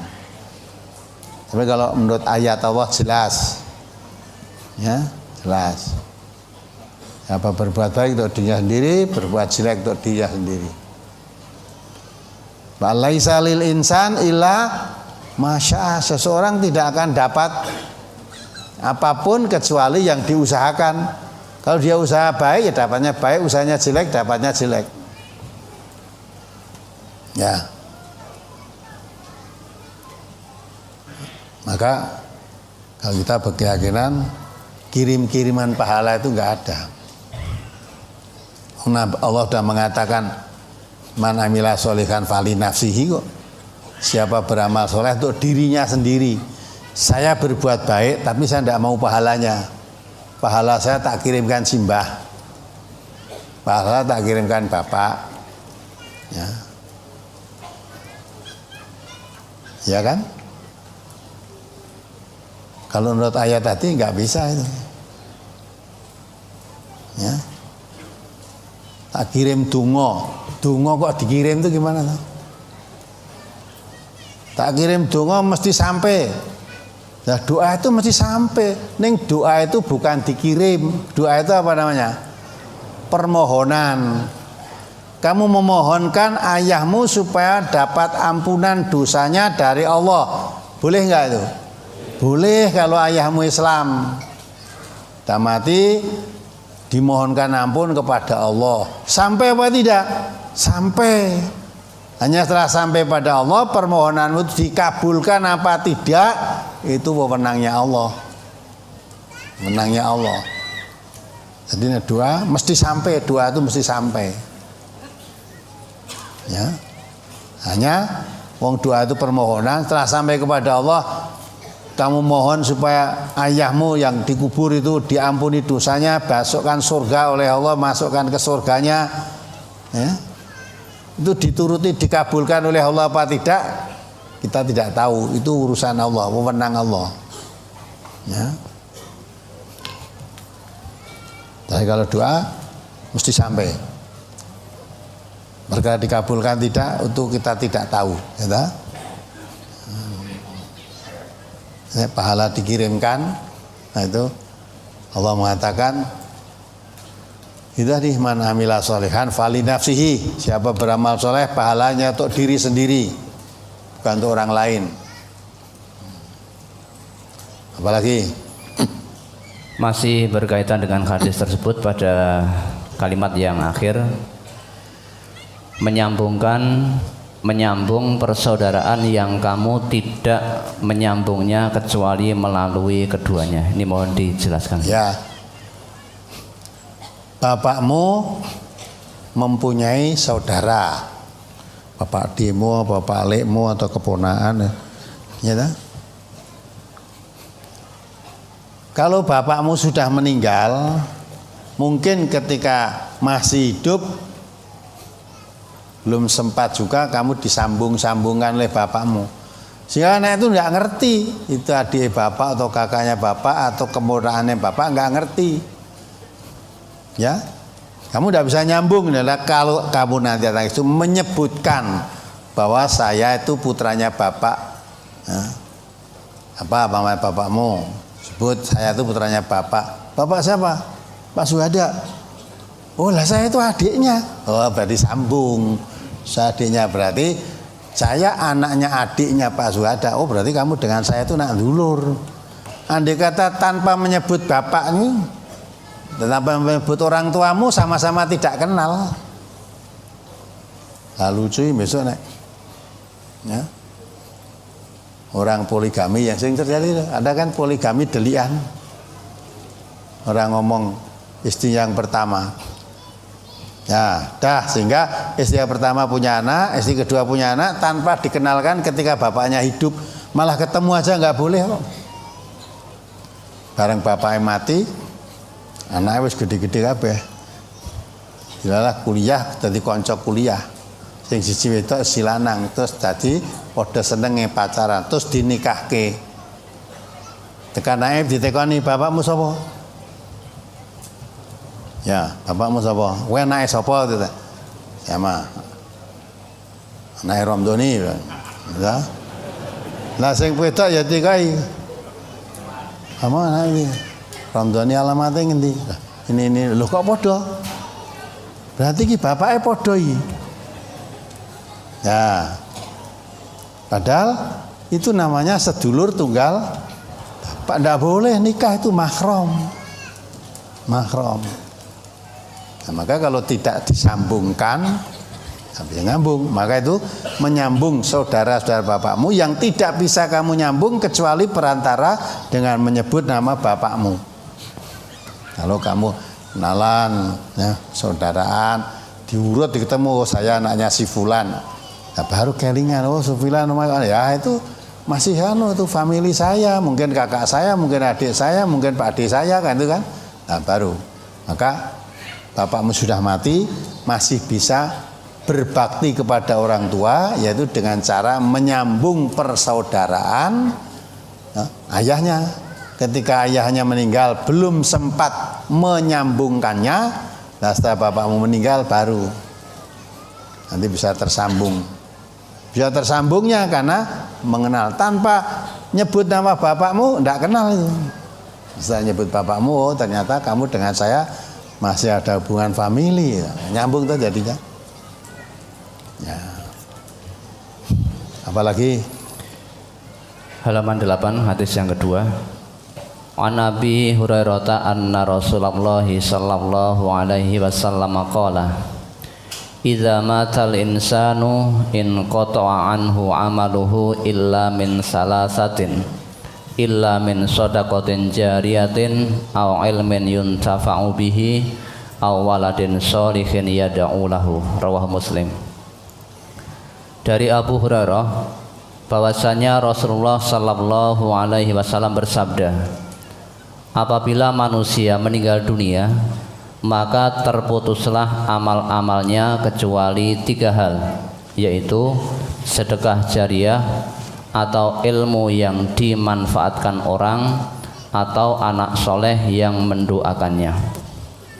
Mohon dijelaskan bagaimana cara memahami hadis tersebut jika dikaitkan dengan surat Fussilat ayat 46 dan An-Najm ayat 39, man amila sholihan falinafsihi wa man asa'a fa'alaiha, dan juga wa an laisa lil insani illa ma sa'a. Mohon dijelaskan.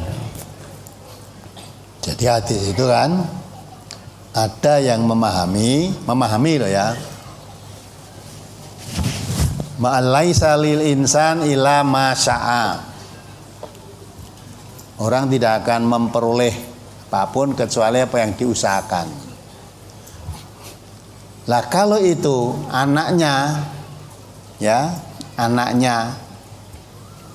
mengirim pahala kepada orang tuanya, ya, anak yang soleh yatulahu itu loh, ya, apa itu waladin solihin yatulah.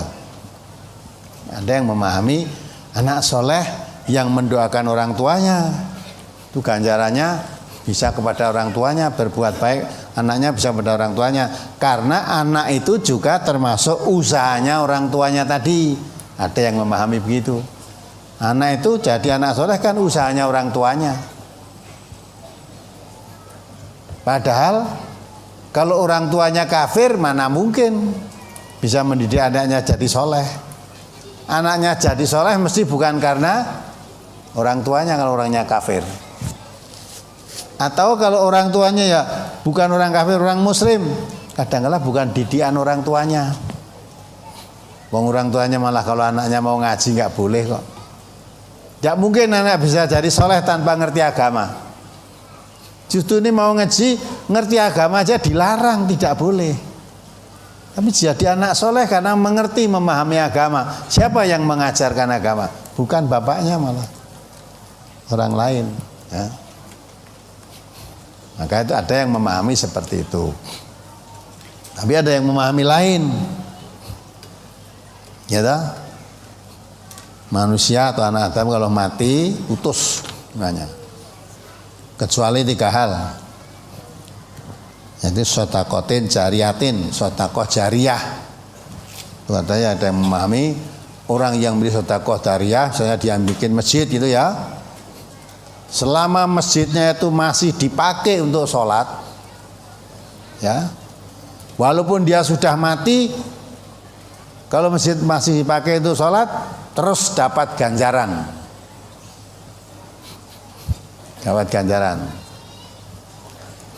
Ya, padahal ada di suatu tempat, ya, masjid itu sudah tidak dipakai untuk sholat, malah dipakai kandang kambing. Ya, karena masjid itu sholatnya sudah tidak boleh dikatakan sudah ditinggalkan, malah sekarang dipakai kandang kambing. Nah kalau dipakai kandang kambing, yang membuat masjid itu sudah mati, dapat kiriman apa? Ya. Ada lagi, kalau memang memahami begitu, orang mau masjid mesti bikin masjid itu dur-duran. Ya. Masjid kan bangun urunan. Ya, saya urun masjid, tapi saya minta dibikin pondasinya. Kalau atapnya wah jangan. Gentengnya nanti pecah, gempil ganjarane. Ya, kalau pondasi walaupun masjid diganti gentengnya, ganti tiangnya, ganti kerangka baja, sekarang dulu kayu, sekarang baja, kan pondasinya tetap isi tinggu. Ganjarane milih terus. Ya. Apalagi kamu ngelengkapi lampune, wae ngene lampune pedhot wis rantuk ganjaran, pedhot ganjarane. Kalau atapnya diganti baja kayu dulu, ganti baja ringan, entek ganjaramu. Ya. Kalau gentengnya dulu sirap atau apa itu? Genteng tipis-tipis, sekarang diganti genteng soko. Ya, entek no ganjaramu. Nah, mula mau bikin masjid rebutan. Kabeh njaluk pondasi, ya ora dadi akhire masjid e. Wong kabeh njaluk pondasi kok. Nah, itulah. Maka ada yang memahami ya, bahwa kalau amal jariah itu artinya siapa orang berbuat baik itu akan dikenang orang. Walaupun orangnya sudah mati, tapi kebaikannya itu akan dikenang orang terus. Kalau pepatah Indonesia mengatakan gajah mati meninggalkan gading, harimau mati meninggalkan belulang, manusia mati meninggalkan, nah itu dah masih dikenang. Bukan utang, meninggalkan jasa, dan jasa baik itu kan dikenang, walaupun orangnya sudah mati dikenang oleh orang. Itu contoh sejarah sampai sekarang Masjid Demak itu tinggalannya siapa? Ya? Raden Patah toh, walaupun orangnya sudah mati berapa tahun yang lalu, ratusan tahun mungkin ya, tapi masih dikenang. Masjid Demak ya, Masjid Demak oh gitu, Raden Patah. Ya, maksudnya dikenang. Orang kok ganjarannya milih terus enggak? Ya. Karena ganjaran ini terus orang nek guru mlebu neraka. Enggak ada guru masuk neraka tuh enggak ada. Guru ngaji loh. Dia ngajarkan Al-Fatihah. Kabeh wong salat mesti maca Fatihah. Nah, murid saya yang tak ajari Al-Fatihah tadi, saya mati dia masih salat. Dia pun punya murid yang banyak ngajarke Fatihah juga. Nah, tapi ganjarnya kan oke banget. Saya dapat ya apa itu? Ini ngajarkan anak kayak ngajarkan lagi, wow berarti kaya apa kok? MLM tuh. Ya. Ganjarannya oke banget. Saya sudah mati pun Fatihah diamalkan orang. Diajarke dulu dari saya, ora tahu pedot tok dienggo salat mesti baca Fatihah. Apa ya begitu? Dapat. Maka beda pemahaman boleh silahkan, tapi jangan merasa pendapat saya yang paling benar, jangan. Ya. Ya itulah. Jadi orang yang masuk surga itu bukan dikirimi ganjaran dari yang lain tadi, bukan, karena amalnya sendiri. Ya. Itulah cara pemahaman. Adapun berbeda pemahamannya, ya saling menghormati. Saling menghormati. Apalagi berkaitan dengan bakti kepada orang tua, saya sering memberi pengertian kepada istri agar selalu berbakti menghormati orang tua, terutama ibunya. Tetapi sulit. Masalahnya, istri selalu teringat ketika kecil, sering disia-siakan, jarang diurus karena sibuk kerja. Ini masih teringat sampai sekarang, sehingga sikap istri terkadang kurang menghormati orang tua. Mohon tausiahnya Ustaz untuk keluarga kami, dan istri sekarang ada di sini. Kenapa kok terutama kamu sarankan berbakti pada orang tua, terutama kepada ibu? Kenapa kok tidak pada bapak juga? Ya, karena orang tua istrimu mesti bapak dan ibu. Ya, kenapa? Kok tidak disarankan pada bapak juga, kok cuma pada ibu? Ya. Dan istri yang seperti itu, kalau betul katamu tadi, itu sifat yang kurang baik. Ya dah? Kurang baik. Sekalipun ibu dahulu ibaratnya kurang ngopeni kamu, apalagi jelas ditinggal kerja. Lah kerja itu akhirnya untuk apa? Untuk ngopeni kamu itu juga.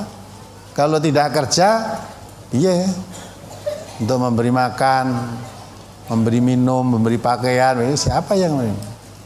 Karena dia kerja merasa punya tanggung jawab memelihara kamu itu tadi, maka direwangi kerja.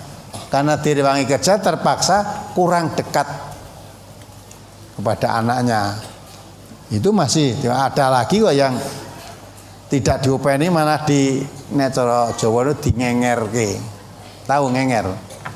Nah, kenapa? Nek melu aku, kalau ikut saya untuk makan saja sudah susah, anak saya nggak bisa sekolah, tak kuatnya.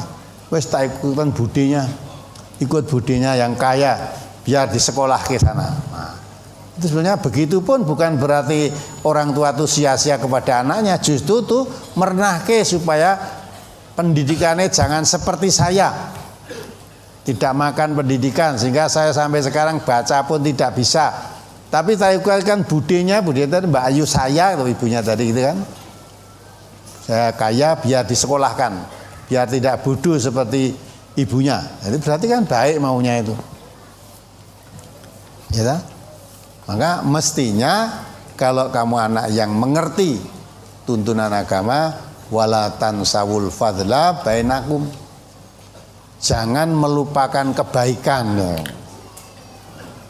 Ya, walaupun kamu hidupnya dingengerkan ikut orang, ya tak? Ngenger kan tidak ngopeni. Walaupun kamu ikut orang tua, budimu yang kaya raya, andai kata kamu tidak dilahirkan oleh ibumu, ada enggak? Nah, maka itu tadi ayat Quran mengatakan, ibumu yang mengandungmu dengan susah payah, baru hamil 1 bulan wes ngiler terus, ya dah? Roh nasi mungkuk-mungkuk arep mutah, gulai pentel pelem pada rausum, itu kan? Minta itu, udah. Nanti makin besar kandungannya makin payah, ya. Dah 9 deg-degan antara lahir nanti saya yang mati apa anak saya yang mati. Jadi melahirkan tuh katanya sakit loh.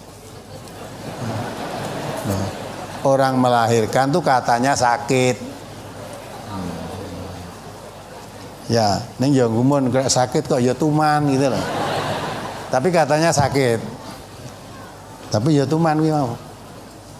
Nah itu. Jadi kata, jadi ibumu yang mengandungmu dengan susah payah. Terus nanti saat melahirkan itu pun susah payah. Susah payah. Nah maka anak tadi bagaimanapun juga ditunjukkan oleh Allah rekosone ibunya dari mengandung kamu sampai melahirkannya. Ya. Dan wong sing ngopeni budene ngopeni kamu enggak terasa, wong dia orang kaya kok. Ya, orang kaya. Ngopeni ya, tambah anak satu aja beri makan, minum, enggak terasa apa-apa. Tapi sing ngrasake sing lahirke tadi enggak bisa ditukar dengan apapun. Nah, maka jangan sampai itu ya kamu ingat-ingat yang kurang kamu anggap kurang baik. Tapi Quran mengatakan wala tansawul fadla bainakum, jangan melupakan kebaikan di antara kamu. Kebaikannya yang diingat-ingat. Ya tak? Mestinya ingat ibu bisa kerja terus, itu pun tidak mencukupi, terpaksa saya harus ikut orang lain ya, karena betah apa? Ibu saya menginginkan saya jadi orang yang dewasa, jadi orang yang berpendidikan, jadi orang yang bisa mandiri, sampai diikutkan orang lain. Itu kebaikan ibu sebetulnya. Dan kalau itu jadi anak durhaka nanti. Ya. Anak durhaka kan bagaimana kalau begitu? Maka tidak betul diingatkan. Maka kalau istrimu jangan ngaji dengan tekun, nanti lama-lama cair itu. Semacam dendam pada ibunya kan cair. Perkenalan Ustaz, di sini saya Selamat dari Musuk Boyolali. Dan yang saya tanyakan ini kembali pada brosur halaman 7 hadis yang tengah. Mohon penjelasan tentang pemahaman hadis dari Asma binti Abu Bakar.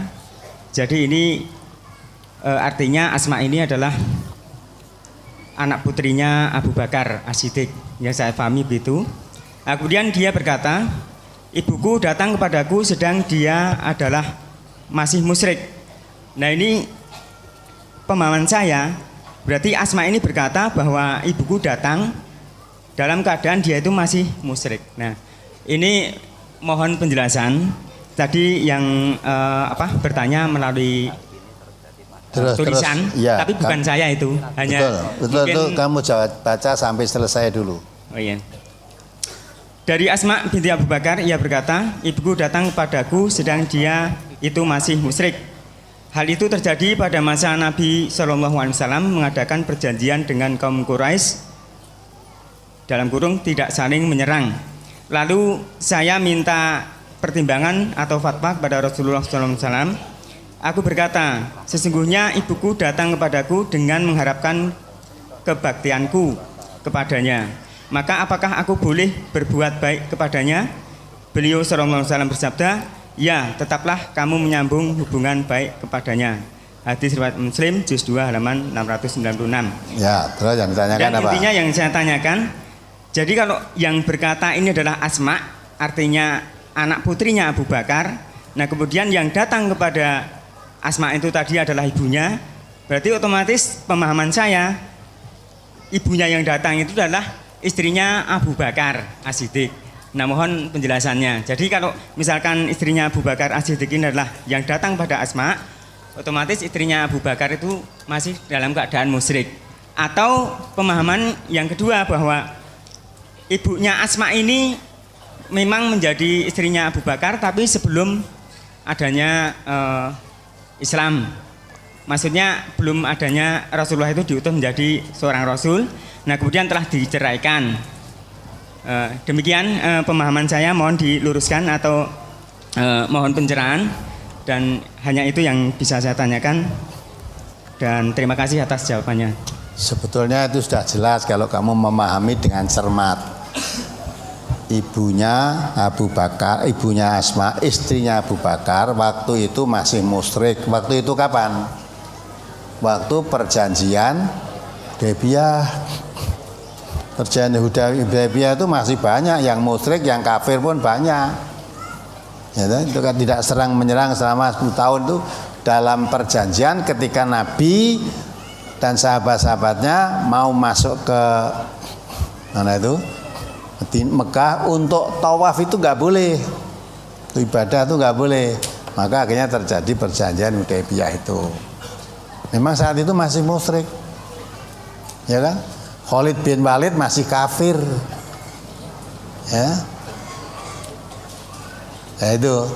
Memang pada saat itu orang yang masuk Islam pertama-tama dari angkatan bapak-bapak laki-laki yang pertama ya Abu Bakar lah masuk Islam.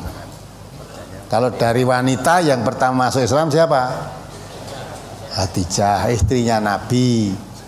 Masih banyak ya yang akhirnya menjadi sahabat-sahabat Nabi ketika itu masih musyrik, masih kafir banyak. Ya. Maka pertanyaan tadi yang mengenai pertanyaan apa itu kepada Nabi Asma tadi, walaupun ibunya masih musyrik tidak boleh, sekalipun ibunya masih musyrik terus tidak berbakti pada ibunya. Ya. Kamu berbuat baik pada ibumu boleh saja, berbuat baiklah. Seperti tadi, selama tidak bertentangan dengan Islam, tidak bertentangan dengan Quran dan Sunnah. Walaupun orang tuamu musyrik, walaupun orang tuamu kafir, kamu berbuat baik pada orang tuamu boleh. Malah bukan boleh, wajib. Karena Qur'annya juga mengatakan wa shahibhuma fid dunya ma'rufa. Pergaulilah orang tuamu dengan cara yang baik sekalipun orang tuamu bukan orang muslim. Ya. Tapi akhirnya Abu Bakar itu ya muslim ketika tersebar fitnah Aisyah. Ya. Aisyah difitnah untuk berbuat zina serong dengan sahabat Nabi sampai Aisyah pulang ke orang tuanya, ya orang tuanya Abu Bakar. Ya. Waktu itu Nabi setelah sekian lama tidak menjenguk, 1 bulan kemudian jenguk. Nanya pada Aisyah, kalau memang kamu betul berbuat zina, segera tobatlah kamu. Ya tak? Kalau kamu tidak berbuat, saya seorang Rasul akan diberitahu oleh Allah. Nah, singkatnya dalam keadaan itu akhirnya Nabi menerima wahyu. Satu masih di dalam kamarnya Aisyah yang ditunggu oleh ayahnya, ditunggu oleh ibunya. Ya. Saat itu Aisyah minta pada ayah, ya ayah jawablah pertanyaan Nabi itu. Abu Bakar sebagai ayahnya menjawab, bagaimana ya Aisyah saya harus berkata kepada Nabi karena semua orang sudah bercerita seperti itu. Hal itu sudah dibicarakan di semua tempat. Nah, akhirnya tak bisa jawab kan? Aisyah jawab, minta juga pada ibunya, ya ibu tolonglah jawab pertanyaan Nabi itu. Ibunya sama jawabnya, saya harus berkata apa? Karena semua orang sudah membicarakan tentang hal itu. Nah, saat itu berarti kan sudah Islam itu. Dari situ akhirnya Aisyah nangis mohon pertolongan pada Allah. Dia diturunkan surat Nur itu ayat 11 itu, ya, yang menerangkan bahwa berita bohong yang tersebar di kalanganmu, di kalangan sahabat-sahabat Nabi itu datangnya dari kaummu sendiri, dari umat Islam sendiri. Tapi jangan dikira berita bohong itu jelek bagimu, tapi itu baik bagi kamu. Nah, itu baiknya diambil hikmahnya banyak. Nah, itulah sehingga bisa juga pada saat itu masih berbuat musyrik, ya. Tetapi walaupun orang tuamu musyrik, kamu tetap berbuat baik. Nah, ini mestinya yang diambil pelajaran itunya. Ya, kalau kamu punya orang tua sampai sekarang masih berbuat syirik, kamu tetap berbuat baik pada orang tua selama tidak menyimpang. Tapi kalau orang tuamu memilih jalan kekafiran daripada keimanan, memerintahkan kamu, jangan kamu taati dalam surat Taubah 23 tadi. Ya, jangan taati itu kan. Jadi selama tidak bertentangan dengan Al-Quran dan Sunnah, perintahnya orang tuamu walaupun kafir boleh ditaati. Sebaliknya sekalipun orang tuamu sudah Islam, kalau memerintahkan yang bertentangan dengan Islam, sekalipun itu bapakmu, jangan ditaati. Nah, itu indahnya Islam. Jadi orang agar wong tuane kafir musyrik terus moh apa-apa moh itu ndak. Ya, lihat. Jadi itu pelajaran yang bisa kita ambil. Sekalipun orang tua kita masih kafir, masih musyrik, kita tetap wajib berbakti kepada orang tua dalam batas-batas yang dibenarkan oleh agama. Baik. Jadi ini berbakti kepada kedua orang tua. Setiap orang, anak lahir mesti punya orang tua. Tapi tadi dikatakan sekalipun orang tuamu bukan muslim, masih kafir, itu pun kewajiban berbakti kepada orang tua tidak hilang. Wa shahibhuma fid dunya ma'rufa. Tetap hal-hal urusan dunia ya, kita sambung dengan baik walaupun orang tuanya masih musyrik atau kafir. Hal-hal yang bertentangan dengan agama tidak boleh kita taati. Tapi hal-hal yang tidak bertentangan, misalnya orang tuamu minta uang butuh makan, orang tuamu sakit perlu diobatkan, orang tuamu menyuruh kamu, misalnya kamu anak petani, menyuruh kamu supaya kamu ke sawah, ya, atau sebagai apalah, menyuruh orang tuamu menyuruh kamu. Orang tuamu musyrik, menyuruh anaknya, tapi perintahnya tidak bertentangan dengan agama. Tondo, misalnya anak, tolong, ya, ambilkan teh ini, ambilkan atau buatkan ini, atau masak nasi, atau belikan sayur.